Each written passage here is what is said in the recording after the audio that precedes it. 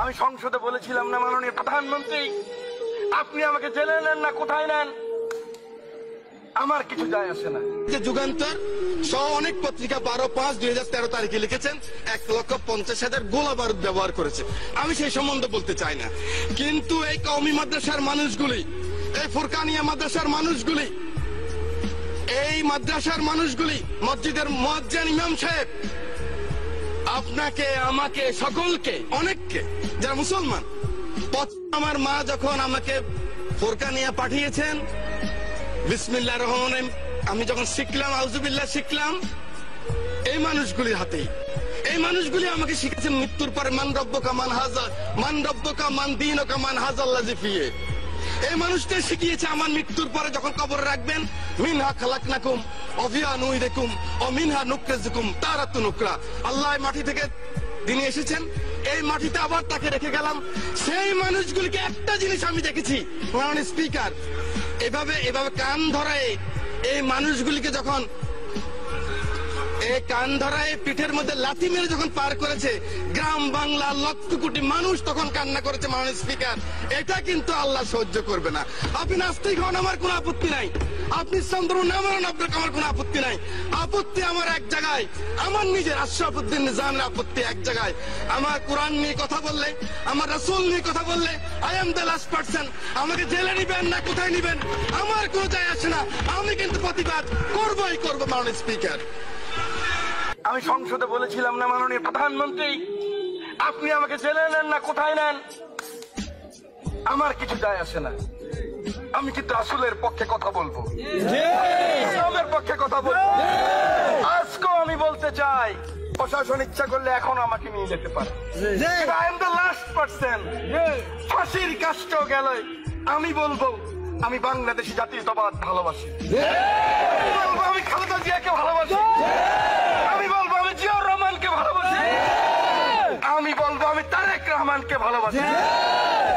আমি বলবো আমার রামগতি কমলনগরের খেটে খাওয়া মানুষ, ছাত্র, শিক্ষক, বুদ্ধিজীবী, আলেম ওলেমা, রিকশাওয়ালা, কৃষক, আমি ওদেরকে ভালোবাসি। ওদের জন্য কারোর সাথে, কোন প্রশাসনের সাথে, কোন রক্তচক্ষুর সাথে, কোন অটোক্রেসির সাথে আমি কোন ফয়সালা করব না। বিসমিল্লাহির রহমানির রহিম। এবিএম আশরাফুদ্দিন নিজাম চর আলগি চর টুবগি গ্রামের সম্ভ্রান্ত মুসলিম পরিবারে জন্মগ্রহণ করেন। রামগতি কমলনগরের গর্ব, বিএনপির বিশ্বস্ত সৈনিক, দুঃসময়ে বিএনপির নির্যাতিত নিপীড়িত নেতাকর্মীদের আশ্রয়স্থল আমাদের আশরাফুদ্দিন নিজাম।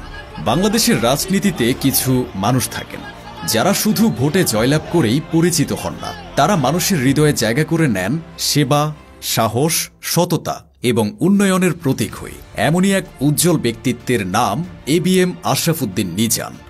শহীদ রাষ্ট্রপতি জিয়াউর রহমানের সততা, ন্যায়পরায়ণ ও আদর্শ, দেশনেত্রী বেগম খালেদা জিয়ার সংগ্রামী চেতনা এবং আগামীর রাষ্ট্রনায়ক তারেক রহমানের স্বপ্নের বাংলাদেশ গড়ার নিরলস যোদ্ধা। রাজনীতির মঞ্চে অভিষেক ও জয়যাত্রা। মাত্র ৩৭ বছর বয়সে ২০০১ সালের জাতীয় সংসদ নির্বাচনে ধানের শীষ প্রতীকে বিএনপির প্রার্থী হয়ে লক্ষ্মীপুর ৪ আসনে বিপুল ভোটে বিজয়ী হন। পরাজিত করেন প্রবীণ আওয়ামী লীগের নেতা সিএসপি আব্দুর রব চৌধুরী এবং জেএসডির সভাপতি আসম আব্দুর রবকে। দুই শক্তিশালী প্রতিপক্ষকেই পরাজিত করে প্রমাণ করেছিলেন তিনি জনগণের আস্থা ও ভালোবাসার প্রতীক। উন্নয়ন ও সুশাসনের প্রতিশ্রুতি পূরণ। বিএনপি ক্ষমতায় এসে তিনি রামগতিকে মামলা হামলা মুক্ত করে একটি শান্তিপূর্ণ ও উন্নয়নমুখী অঞ্চলে রূপান্তরিত করেন। দূরদর্শী পদক্ষেপ নিয়ে সাধারণ মানুষের স্বার্থে রামগতি উপজেলাকে ২ ভাগে বিভক্ত করে রামগতি ও কমলনগর উপজেলায় রূপান্তরিত করেন। তিনি বিশ্বাস করতেন শহীদ জিয়া অর্থনৈতিক স্বনির্ভরতা ও স্থানীয় সরকারের ক্ষমতায়ন নীতির বাস্তবায়ন ছোট ছোট স্থানীয় উন্নয়ন থেকেই শুরু হয়। দলের দুঃসময়ে অকুতোভয় সৈনিক। ১/১১ কঠিন রাজনৈতিক সংকটে যখন ভয়, খুন, গুম ও নির্যাতনে অনেকে এগিয়ে আসতে সাহস পাননি, সেই সময় আশরাফুদ্দিন নিজাম ছিলেন বেগম খালেদা জিয়ার বিশ্বস্ত দুঃসাহসী হাতিয়ার। তিনি ঘুরে ঘুরে সারা দেশে সাবেক এমপি, মন্ত্রী ও দলের নেতৃবৃন্দকে বেগম খালেদা জিয়ার নেতৃত্বের প্রতি আস্থা রেখে তৎকালীন মহাসচিব অ্যাডভোকেট খন্দকার দেলোয়ার হোসেন সাহেবের পাশে ঐক্যবদ্ধ করার চেষ্টা করেন। পুনরায় 2008 সালে বিএনপির মনোনয়ন পেয়ে বিপুল ভোটে সংসদ সদস্য নির্বাচিত হন। পরাজিত করেন আওয়ামী লীগ, জেএসডি ও বিকল্প ধারার হেভিওয়েট প্রার্থীদের। জনগণের জন্য সার্বক্ষণিক সেবক, এমপি থাকুক বা না থাকুক। এমএলএস হবে, তার বয়স এখন 31 বছর, সে চাকরি পায় না। যেই ছেলে কলেজে পড়তো ফার্স্ট ইয়ারে, তার বয়স 30 বছর। যেই ছেলে ডিগ্রিতে পড়তো, তার বয়স 34 বছর, 35 বছর। শুধু বিএনপির বাড়ির গেছে বাড়ি, এই বলে চাকরি পায় নাই। সেই মাদেরকে কফিয়ত দেওয়ার জন্য আমি আজকে এসেছি।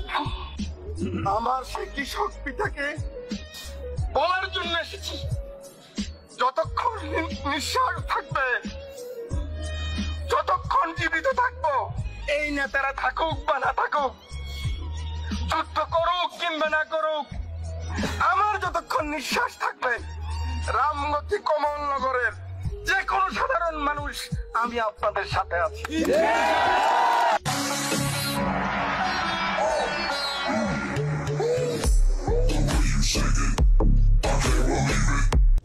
রামগতি কমলনগরের মানুষ জানে, বিপদের সময় সবার আগে যে মানুষটি অসহায় মানুষের দুয়ারে পৌঁছে যান, তিনি হলেন আশরাফ উদ্দিন নিজান। বন্যা, ঘূর্ণিঝড়, নদী ভাঙন বা যে কোনো দুর্যোগে তিনি মানুষের সাহায্যে ছিলেন অবিচল। নিজে উপস্থিত থেকে ত্রাণ সহায়তা পৌঁছে দেওয়ার পাশাপাশি ক্ষতিগ্রস্ত মানুষের পাশে দাঁড়িয়েছিলেন অভিভাবকের ন্যায়। দেশনায়ক তারেক রহমানের নির্দেশনায় ফ্যাসিবাদের আমলে হত্যা, হামলা, মামলা ও নির্যাতনের শিকার নেতাকর্মীকে বাসস্থান, চাকরি সহ বিভিন্ন ধরনের সহযোগিতা করেন দু হাত উজাড় করে।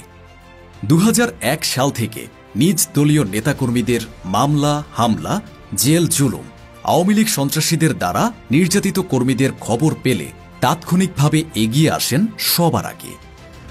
তারেক রহমানের 31 দফা, স্বপ্নের বাংলাদেশ গড়ার পথনকশা। আগামী রাষ্ট্রনায়ক তারেক রহমান ঘোষিত 31 দফা বাস্তবায়নের লক্ষ্যে তিনি রামগতি ও কমলনগরের প্রতিটি গ্রামে গিয়ে উঠান বৈঠক করেছেন। বিশেষ করে নারীদের মাঝে উন্নয়ন, ন্যায় বিচার ও গণতন্ত্রের বার্তা পৌঁছে দিচ্ছেন। তারেক রহমানের স্বপ্নের বাংলাদেশে থাকবে দুর্নীতিমুক্ত প্রশাসন, কর্মসংস্থানের বিপ্লব, সবার জন্য সমান সুযোগ, গ্রামীণ অর্থনীতির সমৃদ্ধি, আইনের শাসন ও মানবাধিকার নিশ্চিতকরণ। আপনারা অনেকেই বলেছেন, আমি এটা এখন আর মিলেই বলতে পারছি না, যে সময় নেই, যে আপনারা আপনাদের মার্কা নিজান সাহেব, আপনাদের মার্কা মোবাইল, আপনাদের মার্কা নিজান সাহেব ফোন, যা নিজান সাহেব বলে তা। না রে ভাই, আমি এরকম মানুষ। কিন্তু আমি এটা জানি, এখানে যদি আমার নেতা জনাব তারেক রহমান দাঁড়ায়, এখানে যদি খালেদা জিয়া দাঁড়ায়, এখানে যদি আমির খসরু মাহমুদ দাঁড়ায়, এখানে যদি মির্জা আব্বাস দাঁড়ায়, মির্জা ফখরুল ইসলাম আলমগীর দাঁড়ায়, অবশ্যই আমি তাদের চিফ নির্বাচনী এজেন্ট হয়ে কাজ করব। কিন্তু এখানে যদি অন্য কেউ ভাবেন আপনি এসে এমপি হবেন আর আমার লোকে আঙ্গুল চুষবে, এটা কোনোদিন সম্ভব না। সিদ্ধান্ত পরিষ্কার। জিয়াউর রহমান, খালেদা জিয়া, তারেক রহমানের স্বপ্ন পূরণের অঙ্গীকার, নিজান সাহেবের রাজনৈতিক দর্শন স্পষ্ট। বাংলাদেশ হবে এমন এক দেশ যেখানে থাকবে স্বাধীন বিচার ব্যবস্থা, স্বচ্ছ প্রশাসন, শক্তিশালী স্থানীয় সরকার, প্রযুক্তি নির্ভর শিক্ষা এবং আত্মনির্ভরশীল অর্থনীতি। তিনি বিশ্বাস করেন এই স্বপ্ন বাস্তবায়ন সম্ভব শহীদ প্রেসিডেন্ট জিয়াউর রহমানের উন্নয়ন দর্শন, দেশ নেত্রী বেগম খালেদা জিয়ার গণতান্ত্রিক নেতৃত্ব এবং জনাব তারেক রহমানের দূরদর্শী সংস্কার পরিকল্পনার সমন্বয়ে। সংক্ষেপে, ABM আশরাফ উদ্দিন নিজান শুধু একজন রাজনীতিবিদ নন, তিনি একজন সেবক, একজন সংগ্রামী নেতা, একজন অনুপ্রেরণাদায়ক পথ প্রদর্শক, যিনি সর্বদা জনগণের কল্যাণে কাজ করে গেছেন এবং যাবেন। তার হাত ধরেই রামগতি কমলনগর হবে উন্নয়নের মডেল উপজেলা। আর বাংলাদেশ হবে গণতন্ত্র, ন্যায় ও উন্নয়নের আদর্শ রাষ্ট্র, যেমনটি চেয়েছিলেন বিএনপির প্রতিষ্ঠাতা শহীদ প্রেসিডেন্ট জিয়াউর রহমান, দেশনেত্রী সাবেক প্রধানমন্ত্রী বেগম খালেদা জিয়া এবং আগামী রাষ্ট্রনায়ক তারেক রহমান। এবিএম আশরাফ উদ্দিন নিজান সাহেবের সুস্বাস্থ্য ও দীর্ঘায়ু কামনা করি। রামগতি উপজেলা ও পৌরসভা বিএনপির দ্বিবার্ষিক সম্মেলন সফল হোক। আল্লাহ হাফিজ।